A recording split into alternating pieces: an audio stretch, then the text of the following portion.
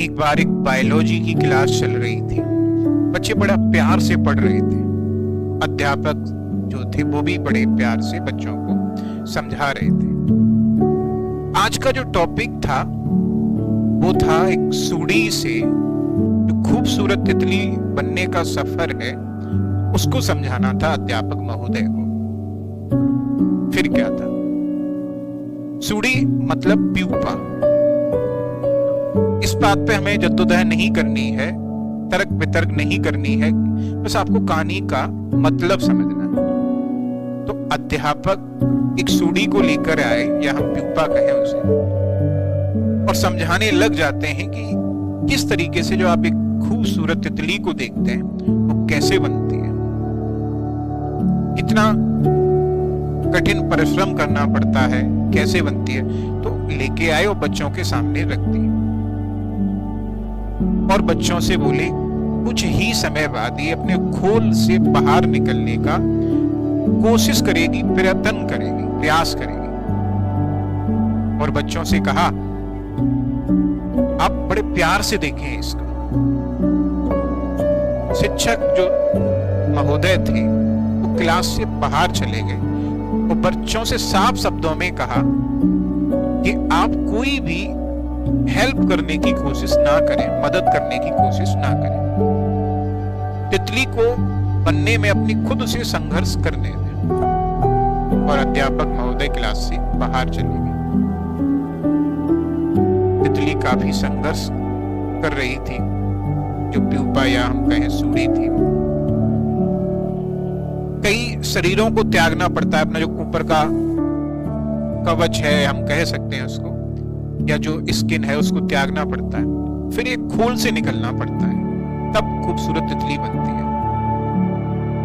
तो यही सब कुछ चल रहा था।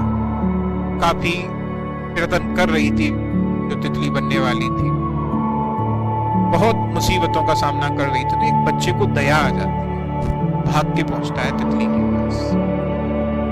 सबने मना किया कि सर मना करके गए तुमसे, लेकिन उससे नहीं रहा गया और पहुंच जाता है भाग के तितली के पास। और तितली को खोल से बाहर निकलने में उसने मदद की, उसने खोल को तोड़ दिया, वो तितली बाहर निकल गई। हुआ ये कि कुछ समय बाद तितली मर जाती है। कुछ समय बाद अध्यापक आए तो बच्चों ने सारी कहानी बताई उनको। ये हुआ, ये हुआ, ये सब कुछ बता दिया। अध्यापक बोले आज तुमने एक तितली की हत्या कर दी। बच्चे आश्चर्यचकित हो जाते हैं, हमने कैसे? हमने जो बच्चा, उसने तो हेल्प की थी इस तितली की। शिक्षक ने समझाया, जो अध्यापक महोदय थे उन्होंने, कि जो वो संघर्ष था ना खोल से निकलने के लिए, उसी से तो उसके पंखों में जान आती है, उसी से तो उसे शक्ति मिलती है, पंख मजबूत होते हैं। तुमने उस संघर्ष को उसे झेलने नहीं दिया, इसलिए तितली की मृत्यु हो गई, मर गई। अगर आप संघर्ष नहीं करेंगे तो आप देख रहे हैं तितली के साथ क्या हुआ। जो आया है इस पृथ्वी पे, संघर्ष तो सबको करना है। आप देखते होंगे जो मंदिर में पत्थर होता है, जो एक ही पत्थर होता है, एक पत्थर भगवान बन जाता है और एक पत्थर फर्श पर बिछा होता है।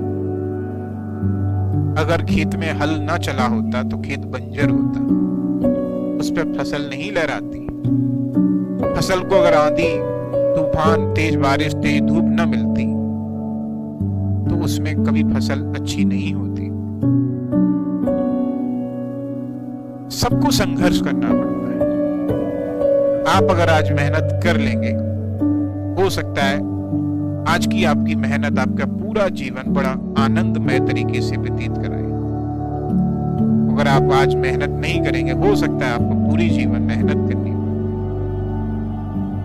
कहा भी जाता है कि जब एक जंगल में सुबह होती है तो एक शेर और हिरण दोनों भागते हैं, पूरी जी जान से भागते हैं। शेर इसलिए भागता है कि अगर आज मैं तेज नहीं भागा और मुझे शिकार नहीं मिला तो मैं भूखा मारा जाऊंगा।